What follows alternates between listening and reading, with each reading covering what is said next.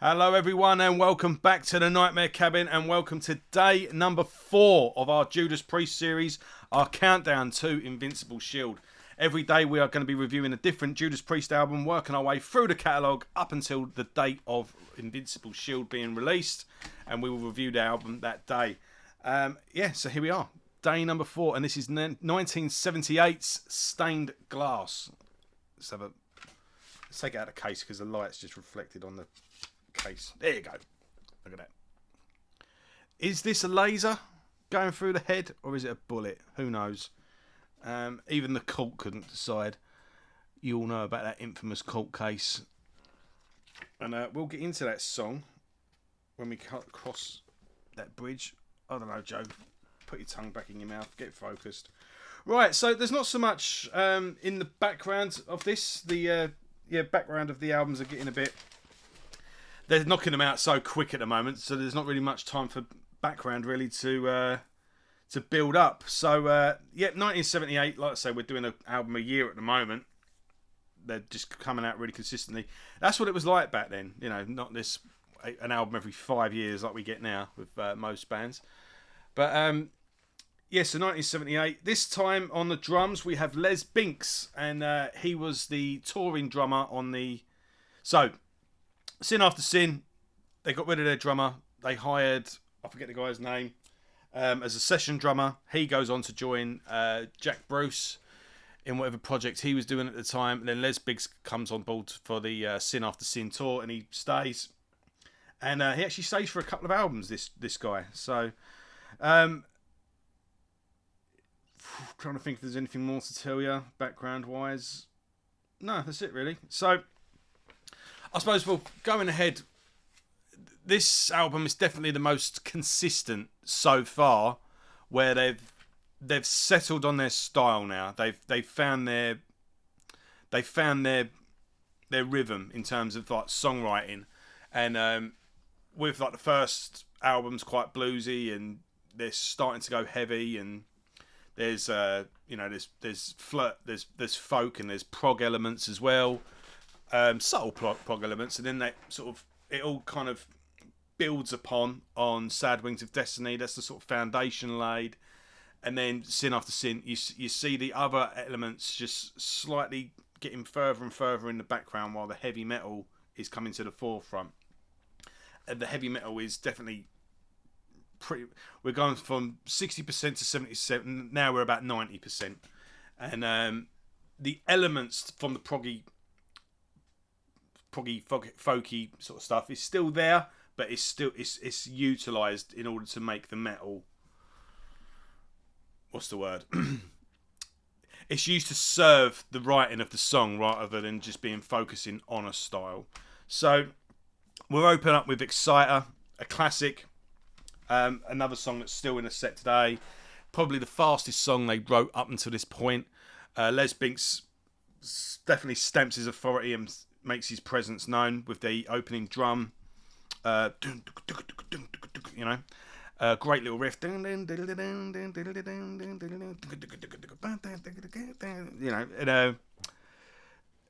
Awesome chorus. Bow to your knees and repent if you please. Great little solo. That bit. And it's just a classic song, opening with a classic that's stayed around forever. White Heat, Red Hot. That swagger that I mentioned yesterday with the song this has got that. It's got that attitude to it. It's an up tempo track, and it's really good. It's dripping with attitude is one way to put it. They don't really do this anymore, but around this time there's a lot of songs that just have this, it's got like a groove to it. Better By You, Better Than Me, the song that got them in all that trouble, and it's kind of stained it really. And it's funny because I don't know, I've only read about the cult case as much as any sort of biography sort of goes into, but if it was up me, I would have gone. Well, first thing I would have done, this was a cover. I didn't write this song, but they reckon there was subliminal messages in it and all that crap. But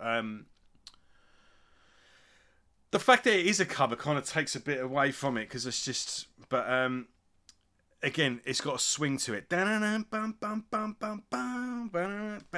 you, better by me. But it's catchy as hell. That's undeniable. Apparently, here's the ironic part. They recorded that at the last minute because the album was short. So, because I am thinking at the moment, I do like a cover this song, didn't they? But a lot of bands did a lot of covers back then. I mean, your Sabbaths and your Zeppelins and Creams of the world. The first album was pretty much covers, but yeah. But like I say, it was it was recorded at the last minute to fill the album out, and then look what happened. But yeah, it's a good song, but it's one I can live without. What's next? Stained Glass, the title track. That's another good one as well. Main riffs in it are really good. Great chorus, and Rob's vocals are obviously he's really coming into he's really discovering his power now when it comes to his vocals, and that's definitely evident on I think it's Savage that we come to later. But yeah, next up we've got Invader. Invader reminds me, like, it just comes in that it's got this like this weird effect at the beginning, like wind, and then it just kicks in, and it reminds me it reminds me of an opening theme of a 70s TV show. I'm thinking some futuristic sci-fi show, maybe even one of those what's the ones with the puppets? You had Thunderbirds, but Captain Scarlet, but one of the lesser known ones. There was more of them than I think people care to remember. Joe 90, something like that. Do you remember during Joe 90, it was that thing spinning around at the beginning, then it zoomed out. It was like, you know, the opening of it. And it goes, dee, dee, dee, dee, dee, dee, dee, dee, dee, dee. That, and then it just, that, doo, doo, doo, doo, doo. And I'm thinking, like, it zooms out on this, like, futuristic town with this, like, tower in the middle or something, and then it cut to, like, a cutter chase. People walking down the street, and then the title sequence goes, you know, the way like Batman used to do, the Adam West Batman. Think Adam West era Batman. Think Joe 90, but a futuristic sci-fi show where the main character's a bit of a rogue cop. I don't know. A cop in the futuristic world. Sci-fi 70s show. That's what Invaders sounds like, anyway. So, Saints into Hell is a nice mid-pace one. It's got a great swing to it as well. Great the main thing about Saints in Hell is that riff towards the end of the chorus. It's really catchy and really sort of high pitched. But yeah, Saints in Hell I think is the I'd say Stained Glass and Saints in Hell are the gems on this one. This is what we was talking about. We're looking for the hidden gems by going through this catalogue. And yeah, I think the title track and Saints in Hell is the ones that are worth checking out in particular with this album. Savage, the opening scream. Rob is utilising it to its maximum now, and he's in full control of it. And that opening of Savage is pure Deep Purple. But yeah, good mid-pace chug to it on that one as well. Good song. Then we got the masterpiece on the album, the classic Beyond the Realms of Death. Again, stays in the I think it's I prefer this to Diamonds and Rust, say, and I think it's kind of the second ballad epic behind Victim of Changes.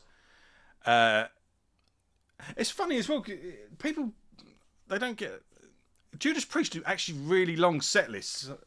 When I was looking, I had a quick rummage through the DVDs, etc.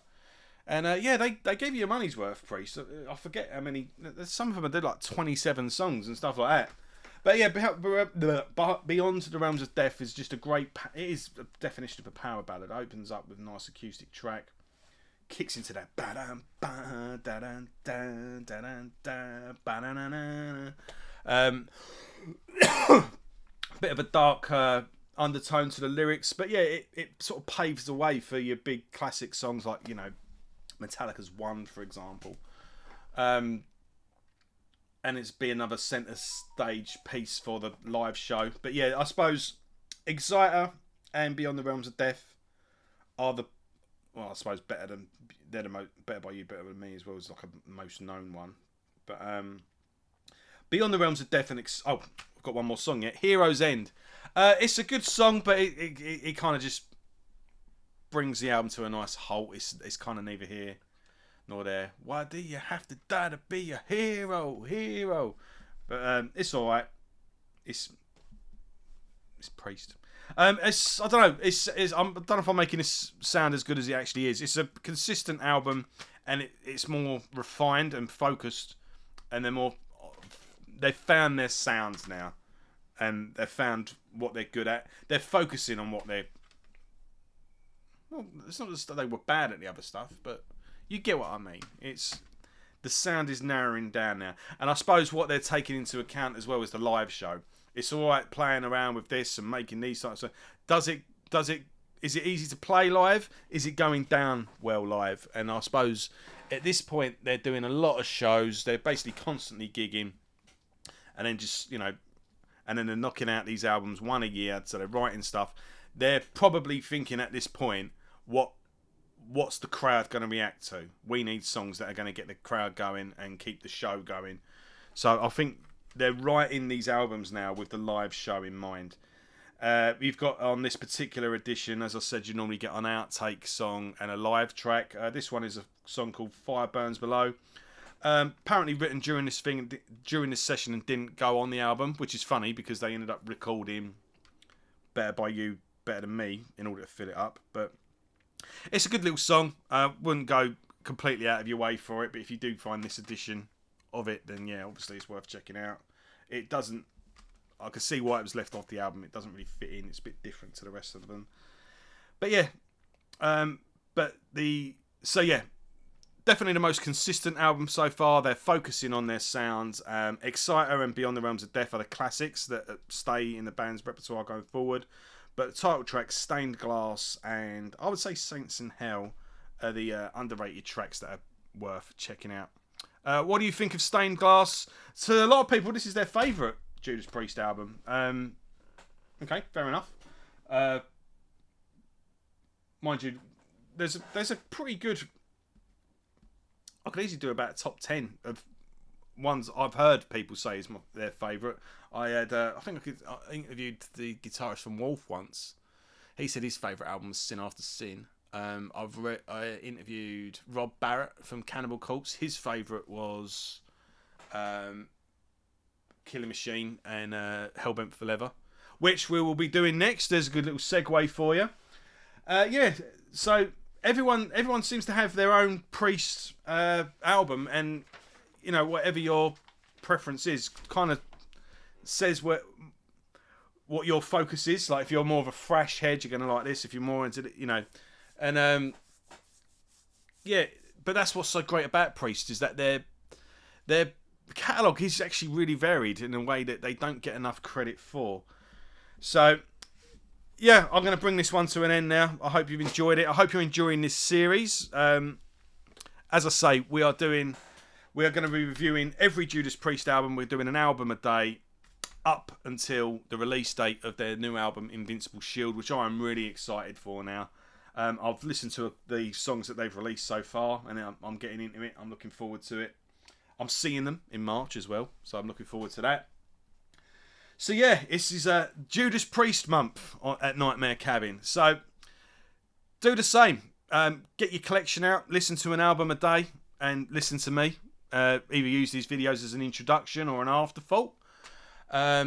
If you're new to the band as well and you fancy checking them out, well, this is the best time to jump on board. You ain't got to buy nothing yet. Everything's on YouTube, Spotify, or whatever you crazy kids are listening to nowadays. Explore this catalogue with me. Let me know what you're thinking as well. What's your favourite track off this? What do you think's an underrated track? Did you buy this the day it came out? You know, how long have you been a Priest fan? What album are you looking forward to reviewing? And yeah, drop us a comment. Let us know what you think, and join the conversation. And if you've made it this far, give us one of them. And if this is your first video, go to the beginning of the series and go with me. Go through it with me. Right. See you all later, folks. Have a good day, and I'll see you tomorrow for Killing Machine, Hell Bent for Leather. See you tomorrow, folks.